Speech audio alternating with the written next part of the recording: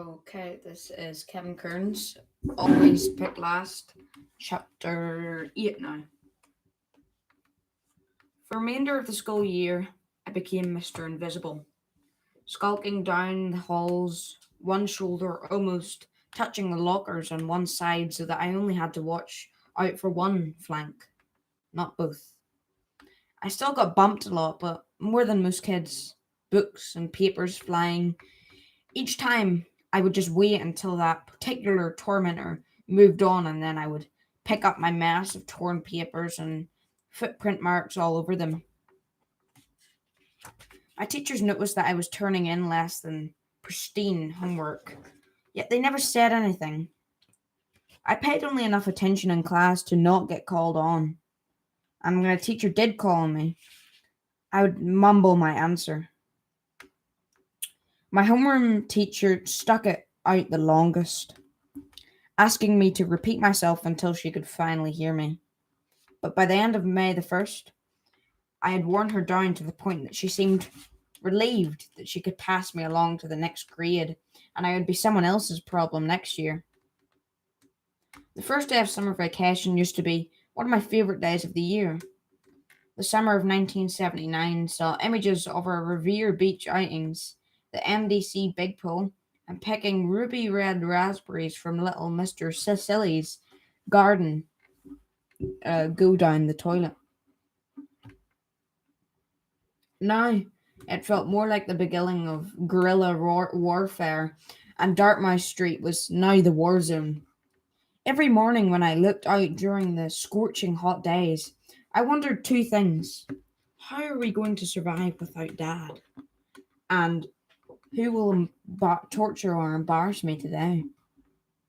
When the guys from the neighbourhood came by, calling out for me, taunting, even pounding on the door, I ignored them, hiding behind the curtains, willing them to just leave me in peace. At least at school, I was a target, only between the classes when no teachers were in the hallways. Now that summer was here, I didn't have even the relative safety that provided. Kevin, it's a nice day. Go outside and play. Mum nagged me to get up from Dad's chair where I was slumped watching cartoons. I couldn't explain to her how I felt close to Dad just by sitting in his chair. She had to work from 8 in the morning until 2 in the afternoon, so she made it her job in the morning to see that I wasn't sitting in front of the television all day. I still had my paper route. Unfortunately, the summer route was even earlier than in the winter, so I still left the house before the sun was up, and if I hurried through the route, I was finished long before any kids in my neighbourhood had finished breakfast and ventured outside. That early morning paper route was my sanity for a time became I felt that it was the only time I felt truly safe. No one was there to push me, poke me, call me names, or worse. I spoke to no one except for the few early workers who were leaving at dawn, and that was usually just a greeting or a wave of the hand. Once I got home and Mum left for work, I was at a loss. I had a plenty of models to work on, but they brought too many memories of Dad that I couldn't face working on them alone. I was pretty much past the stage of playing Big Jim, even though I still admired his musculature and wished one day to be just like him and be able to chop a block of wood in half. Reading reminded me too much of school, and as for playing with the kids in the neighbourhood, it wasn't worth the hassle. My anger at Tony simmered underneath the surface, becoming a white hot heat that threatened to overpower me. Why was it that my supposed friend, since we were 4 years old, had decided to become such a bully toward me? The first few weeks after Dad died, the bullying incident stopped, but once they started up again, it was as if all of them were making up for lost time. I would hear their voices playing in the street after dusk, and I sat in a chair by the window in the dark, watching them, wishing that things could be different. I finally figured out that groups of people would always seem to have one in the group that they have to pick on, and I had been that one. For a long time, I'd put up with it, because the teasing hadn't really been all that bad. But once they crossed the line, that day when they kept throwing me in the puddle, it was like I had somehow been marked and everyone knew that they could pick on me, tease me, bully me. It was no use talking to Mum about it. She worked as a secretary for the truant officer, and to her, what I was going through was just normal roughhousing. She knew about the puddle incident, but I hadn't bothered to tell her how things had gotten so bad at school. I always wondered if any of my teachers had ever said anything to her about me turning in dirty and torn homework papers, but they probably felt sorry for me about my dad and didn't want to burden her with any that kind of information.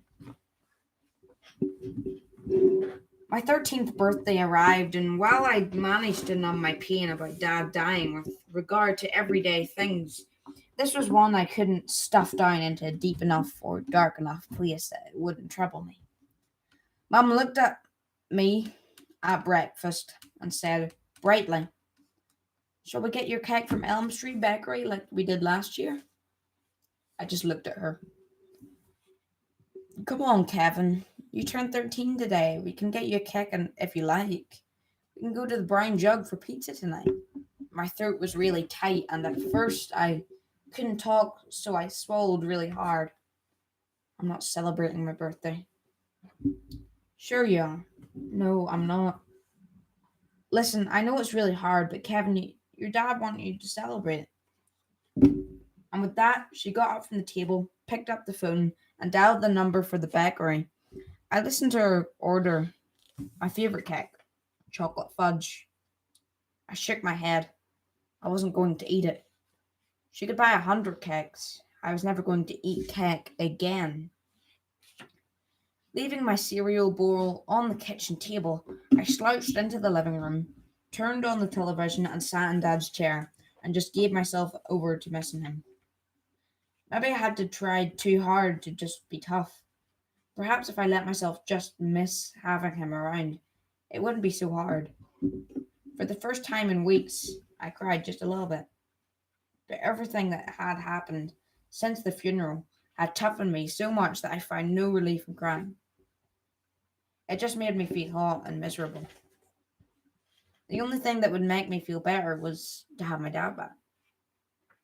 And that sure wasn't going to happen. Mum stood in the kitchen doorway for a couple of minutes, watching me. I could see her out of the corner of my eye, but I just ignored her. Pretty soon, she went to her room to get ready for work. At least she wasn't going to give me any grief today about watching television all day.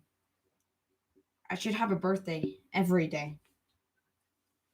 I passed the time that day I turned 13, alternating between dozing in Dad's chair, watching mindless garbage and TV, and sitting by the window watching people go about their business up and down Dartmouth Street. How could life just keep going on? I thought my entire world had stopped when Dad died, and that things just kept moving. People's lives move right along. Mum's, Jean's, mine. No matter how I tried to stop everything, stop caring, stop doing things, the world just wasn't letting me. About an hour before Mum was due home, I went outside. After carefully scoping things out to make sure Tony or Dave weren't out there waiting to pounce on me, I trotted over to Elm Street and then on over to the cemetery. I found Dad's grave without too much difficulty. Even the grass had kept right on growing. Dad's grave was no longer a brown dirt rectangle. It was covered with beautiful green grass, and there were fresh flowers lying next to his headstone. I wonder if he had brought them. It, it had to be today. They still looked very fresh. I stood there listening to the wind high in the tall trees of the cemetery. Some people find it to be creepy spending time in the cemetery, but I kind of liked it. "Dad," I whispered, "can you hear me?" What was I thinking? Of course he couldn't hear me. He was dead. And yet there was a part of me that wasn't altogether convinced that he couldn't hear me.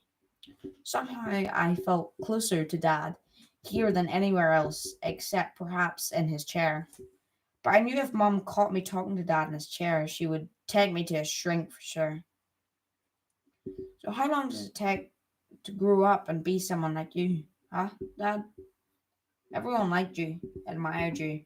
Heck, they even looked forward to coming knowledge full well that you were going to give them grief for something or other.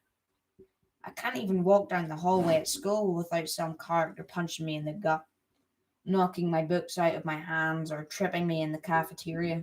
I sat down and crossed my legs. Time to ask some tough questions. What does a guy have to do to get some respect? People really respected you, and you were never mean to them. I try to be a good friend to Tony, and all he does now is put me down and punch me. He makes other people laugh by playing tricks on me. My life sucks, Dad. By closing my eyes just a little, I could picture my dad sitting right in front of me, his warm eyes focused intently on me. No one in my life right now paid that kind of attention to me. Jean didn't. She was trying to figure out how to be an adult at 18. Mom couldn't. She was trying to figure out how to be an adult. Mom could. I knew it took everything she had to just get out of bed in the morning to go to work. Auntie and Uncle Henry were pretty close, but they had their own problems. It's just me now, Dad.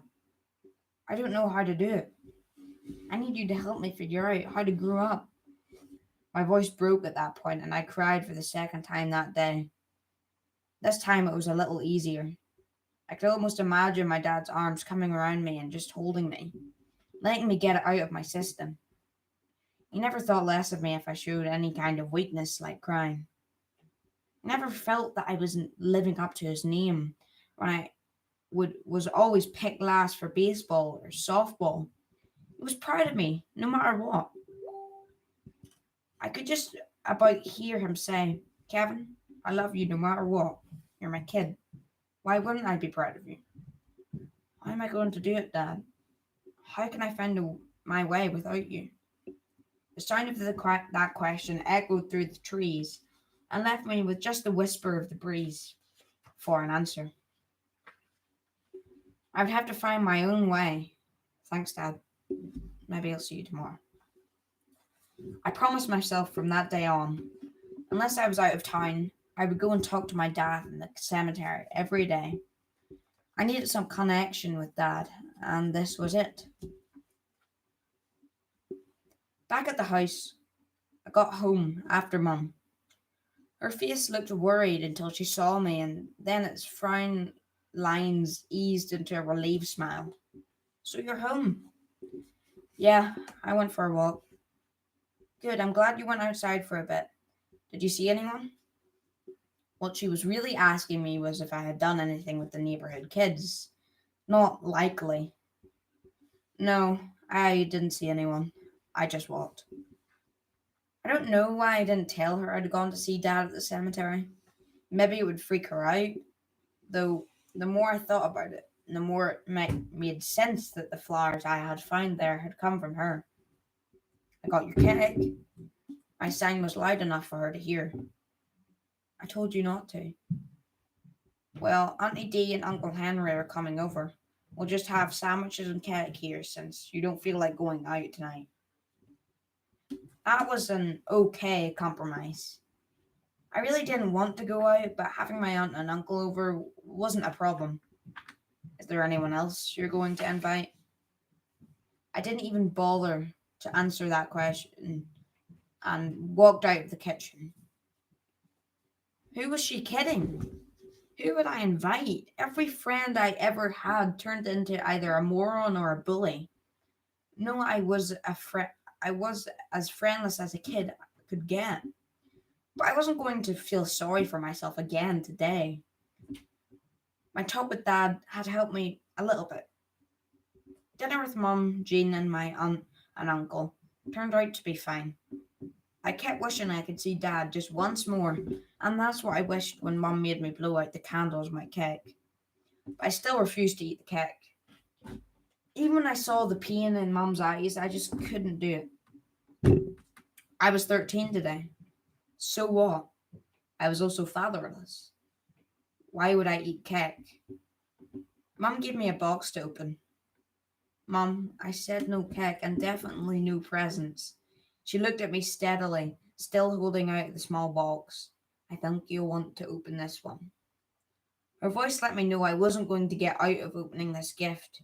So, with little grace and no gratitude, I grabbed it out of her hands and pulled the ribbon and wrapping off, tossing it to the floor, showing my contempt. My breathing stopped when I opened the box. Inside were some of Dad's tie tacks, his cufflinks, and white gold wedding band. They swam before my eyes as I teared up yet again that day.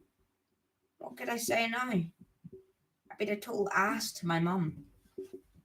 I cleared my throat once, twice, then I muttered, "Thank you." I couldn't stop looking at my gift.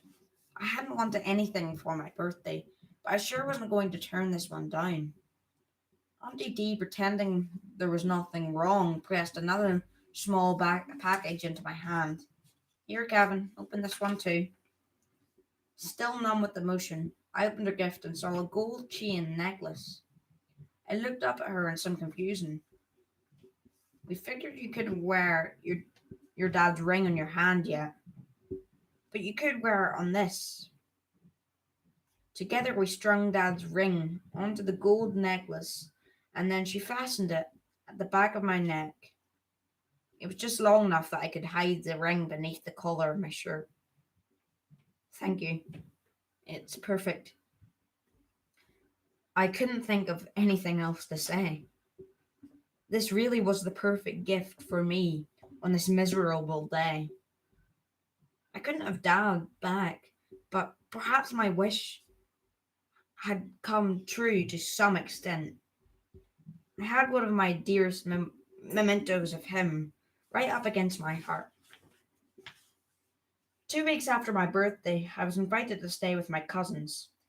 They had invited me to stay with them shortly after Dad's death, but I had been reluctant to leave Mum and my sister. I felt like our little family had already shrunk enough, so I turned down the invitation. This time, however, I welcomed the opportunity. Just as I looked forward to weekends when we would go out and spend time with their family. Being with my cousins meant a total reprieve. I didn't have to constantly look over my shoulder to see if someone was sneaking up or ganging up on me. I was able to eat and play and sleep without the constant feeling of paranoia that had become my constant companion. After I returned from a 2 week stay at my cousin's house, my Helican time was over. For all I knew, Tony and Dave and the rest of the gang had been banging on our front door and shouting insults the whole time I had been gone. And the joke was on them, as I hadn't been there. For the rest of the summer, my daily routine was to get up, deliver my papers, eat breakfast, watch TV, visit Dad at the cemetery, and then walk the 3 miles over to Mum's office, reaching it right about lunchtime. During my walk, I would go with the stealth of a ninja, avoiding my areas of potential confrontations. Every day was a new challenge for me to avoid the bullying in my little piece of the planet. On these walks, I was desperate to find things that might be good luck charms, something that would hopefully change my daily struggle. Often I would wear one of my dad's necktie pins or cufflinks, like a security blanket to me. To me, it felt like there was a good energy in those mementos from Dad. All I had was hope and faith, and I hoped that and prayed that carrying these good luck charms would change my daily outcome. As I walked, my mind wandered, and I invited in any opportunity to find beauty in the world. But it felt as if my life's canvas had been erased, or even worse, painted black. When I arrived at Mum's office, she looked up and smiled at me. "Hi, Gavin. You're just in time to get us some lunch." I knew we didn't have a whole lot of money, but she handed me a couple of bucks and had me go get a slice of pizza and fries from Papagino's over in Everett Square. I was glad she wanted me to bring the food back to her office because I was the very leery of seeing anyone I knew, and I certainly didn't want to meet anyone I didn't know.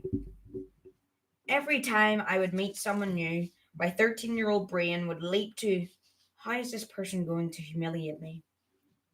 I could tolerate the physical pain about brought on by the bullies, but the emotional pain just fed my anger.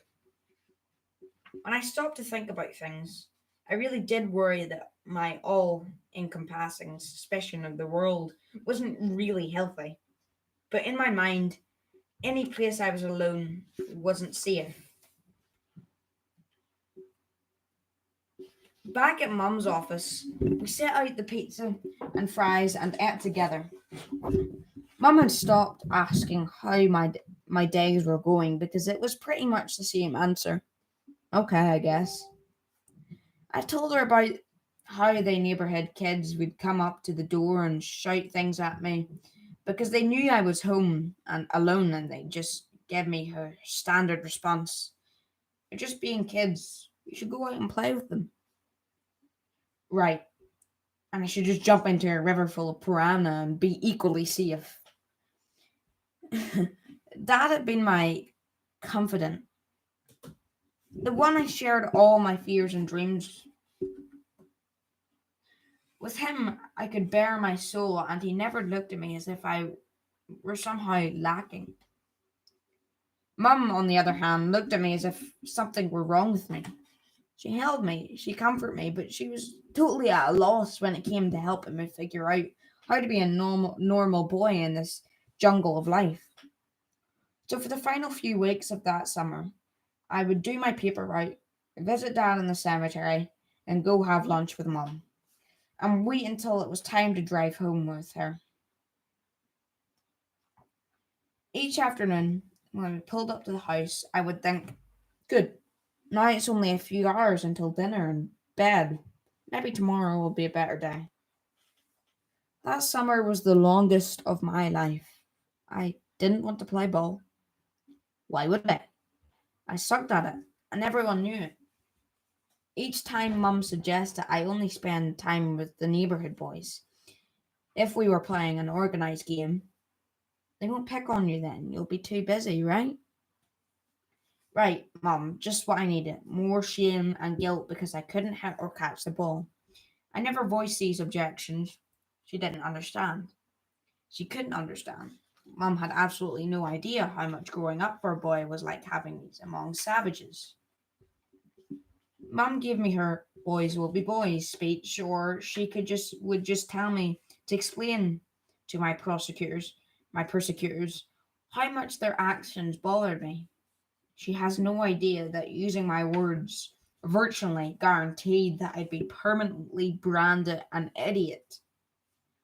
While Dad had suggested that I just punch them in the nose, advice I couldn't follow any more than Mum's, at least he had claimed to understand what I was feeling. When he was alive, this gave me some comfort.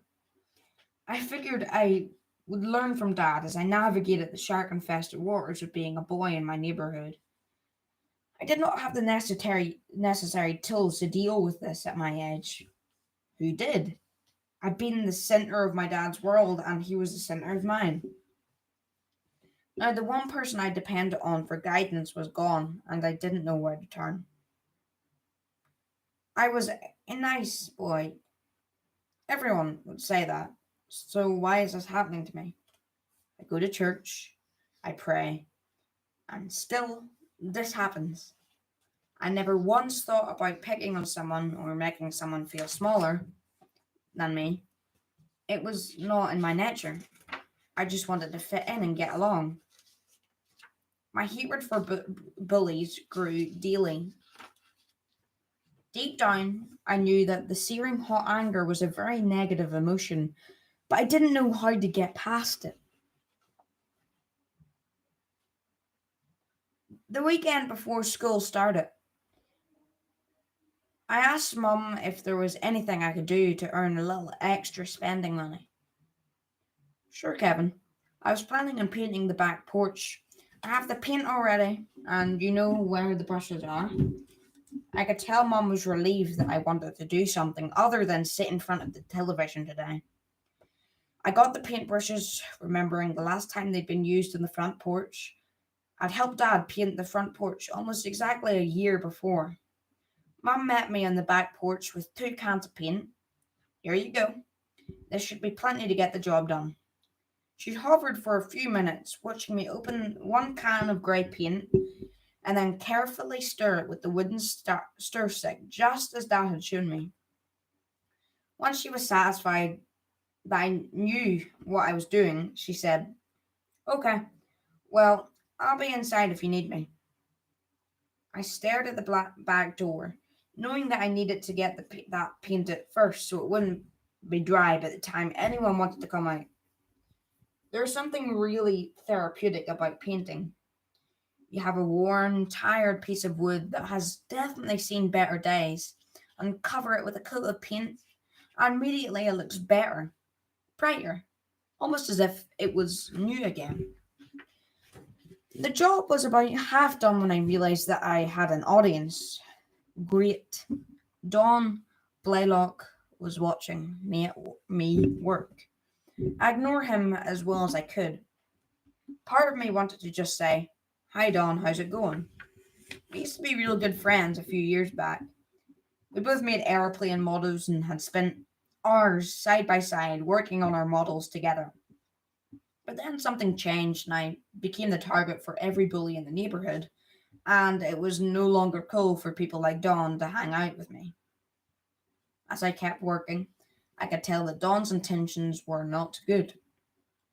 This was not a friendly house call. There was going to be some level of humiliation involved for me. Word around the neighborhood was that Don got abused at home, and I got the sense that his dad would take a belt to him when he got out of line. Mr. Blaylock was an intimidating man, 6 feet tall and a couple £100 of pure muscle, topped by a handlebar mustache. Mr. Blaylock had always treated me very well whenever I was over at Don's house, yet I know he could be pretty hard on Don. Today it looked like Don was going to take his frustrations out on me. Each glance I cast in his direction made it more and more clear that he intended to harass me and embarrass me. "Hey Moran, where'd you learn to paint?" I continued painting, trying harder and harder to ignore him, cursing under my breath at my own stupidity. Why had I agreed to do a chore that put me outside this long? I painted another plank, focusing on completely covering the wood, mentally willing him to leave me in peace. Unfortunately, that wasn't working, and after a few more names, Don quickly realized that I wasn't going to respond to his verbal taunts. He came up the steps, solid heavy footsteps, and I broke out into a cold sweat. Really? Couldn't he just go and make trouble somewhere else? With his foot, Don kicked me in my butt, and I almost lost my balance, but I managed to catch myself before I face planted in the wet plant. There was something really degrading about being on your own hands and knees in front of someone who wants to kick the snot out of you. I just couldn't figure out how to get up so that I could at least try to face him. But before I could make my move, he planted his foot on my wrist. "Come on, Don, I got a job to do." "Make me." Right. I was £100 weakling, and I was supposed to make a big, huge Don do something he didn't want to do, pinching my lips together to keep my unwise remarks from erupting. I just took my other hand, dipped it in the paint, and continued painting. But this time I wasn't as careful as I had been, and I got a few splashes of paint on the boot that held my left wrist captive against the porch. With an agility that bellied his size, Don jumped up and with a roar and grabbed both my arms below the elbows and shoved them into the can of paint. Something inside of me snapped. I'd had enough. I jerked out of his grasp and grabbed onto his leg with one of my paint-covered hands and said, not another time, you son of a bitch. I wasn't even worried that my mom would hear me use profanity. I just couldn't stand it anymore. I stood up as straight and as tall as I could and glared up at him, paint dripping from my hands. Surprised at my resistance, Don took a step back to get away from my paint-covered hands. Not willing to completely surrender, he sneered, "Go inside and tell your mummy you might get hurt. Get lost." I couldn't believe I was standing up to one of my bullies. I felt like I was 10 feet tall. Don continued to taunt me as I walked into the house, right over the nice new paint job. I knew I'd have to fix it later, but there was no way I was going to get the job done with Don standing on the sidewalk, the familiar blanket of shame dropped over my shoulders as I head up for the kitchen to wash all the paint off my hands and arms. But as I scrubbed away the paint, I realized that I had finally stood up to one bully. Now, if I could just handle my tormentors at school tomorrow, one on one. And that's that for chapter 8 of Kearns Always Picked Last.